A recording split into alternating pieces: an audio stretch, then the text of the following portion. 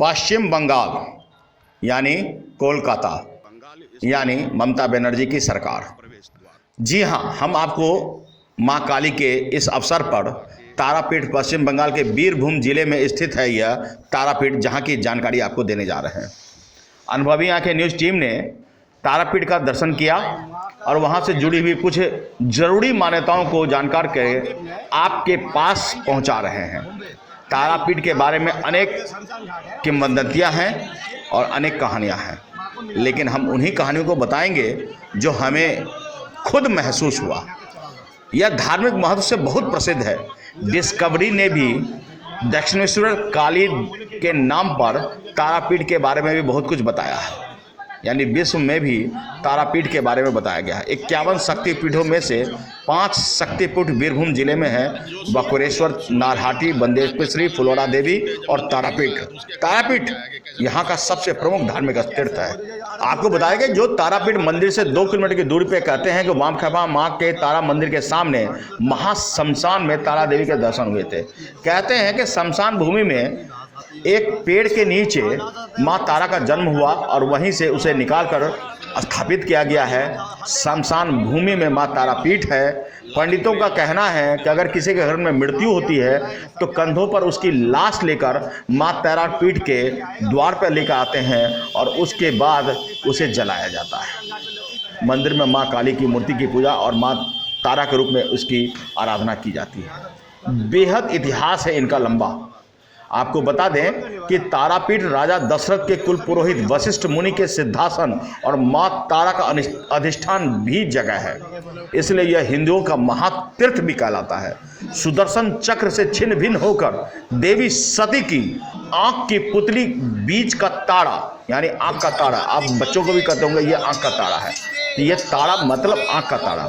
तो जब वहां गिरा आंख का तारा तो वह तारापीठ कहलाया और वो पश्चिम बंगाल के बीरभूम में तारापीठ की जगह से मशहूर हो गई। यहाँ पर रतनगढ़ के प्रसिद्ध वैश्य यानी कि बनियों का रमापति अपने पुत्र को लेकर नाव द्वारा व्यापार करने आए थे और तारापीठ के पास उनका पुत्र सर्प के काटने से मर गया। ये माँ तारा देवी के दरबार में जाने से पहले इस प्रकार आप प्रसाद लेंगे, पूजा की सामग्री लेंगे। ये भक्त हैं दिल्ली से आए हुए मनीष जी। नमस्कार। मनीष जी, यहाँ आकर आपको कैसा लग रहा है? बहुत दिल को सुकून मिल रहा है कि माँ काली के दर्शन करने को मिलेंगे। यहाँ एक भक्त और हरियाणा से आए हुए हैं। राजेश जी, आपको यहाँ आकर कैसा लग रहा है? बहुत अच्छा महसूस हो रहा है, मन को शांति मिल रही है। हम हरियाणा रोहतक से आए हैं। हम पहले देव बाबा गए, उसके बाद फूल बाबा गए, अब यहाँ आए हैं। बागपत से राकेश जी आए हैं। राकेश जी, कैसा लग रहा है? बहुत अच्छा लग रहा है।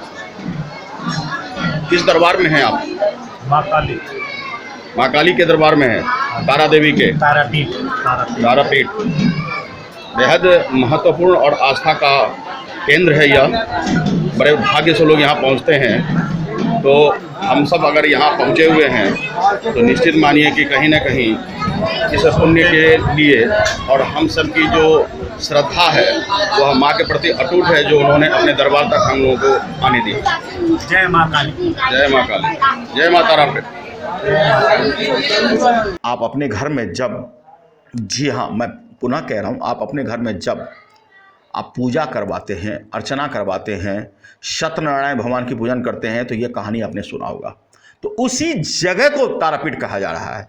पुत्र की मित्र देह को देखकर दूसरे दिन दाह संस्कार करने के लिए रखा गया और तारपुर में ही ठहर गया। उसके बाद सेवक ने उसके तारापीठ के एक बड़े तालाब के पास ले जाकर एक सार्वजनिक दृश्य दिखाया। वह आश्चर्यजनक दृश्य देखकर मछलियां भी उस तालाब से बाहर आ गए थे। उन्होंने देखकर उनको बहुत खुशी हुई और मृतदेह को वहां तालाब में फेंक कर चला गया और उसका पुत्र जीवित हो गया। यह है तारापीठ की अनोखी कहानी। तत्पश्चात चंद्रचूड़, शिव, तारा माँ की पूजा और उनके पुत्र को लेकर आनंदपूर्ण, मतलब अनेक कहानियां हैं, अनेक सिद्धपीठ है। आप बस इतना जानिए कि जितनी आपकी श्रद्धा है उतना ही बड़ी कहानी है।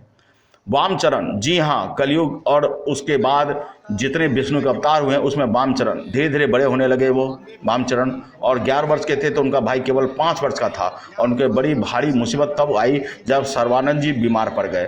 माँ तारा कहते हैं कि तब वो सिधार चले गए और वामचरण ने पिता की देह को तारापीठ में शमशान में ले जाकर उनका अंतिम संस्कार हुआ। विधवा माँ ने किसी तरह से मांग पर श्राद्ध कर्म किया और घर की हालत खराब सुनकर वामचरण के मामा आकर दोनों भाइयों को अपने घर नवग्राम ले गए। वामचरण गाय चराने लगे।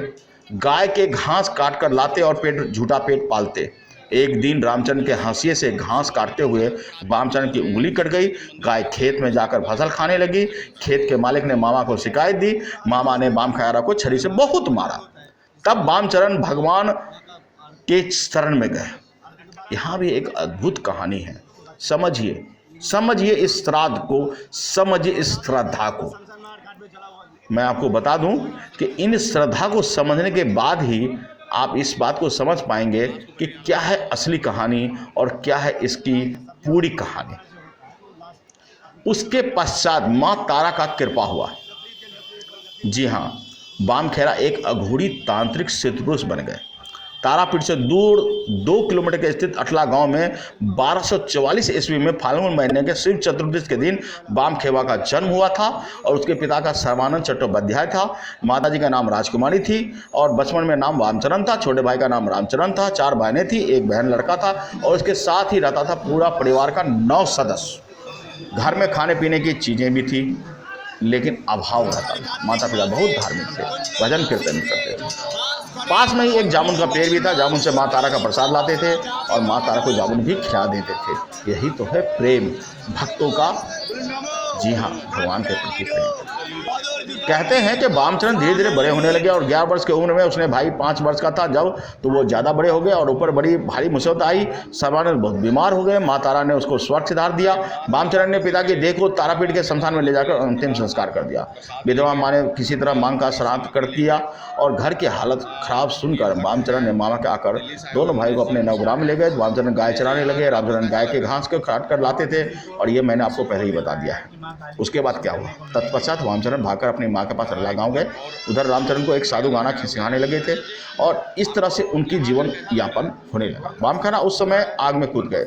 जब वे आग में कूदे तो लोगों ने सोचा कि उसकी तो जेल जल जाएगी, लेकिन नहीं, माँ तारा ने उसे बचा लिया। तत्पश्चात वामखेड़ा का साधक जीवन आरंभ हुआ और यहीं से वामखेड़ा एक साधक बन गया। काली पूजा की रात में वामखेड़ा का अभिषेक हुआ। सिद्ध बीज मंत्र पाकर वामचरण का उलट पुलट हो गया और पूरा जिंदगी बदल गई।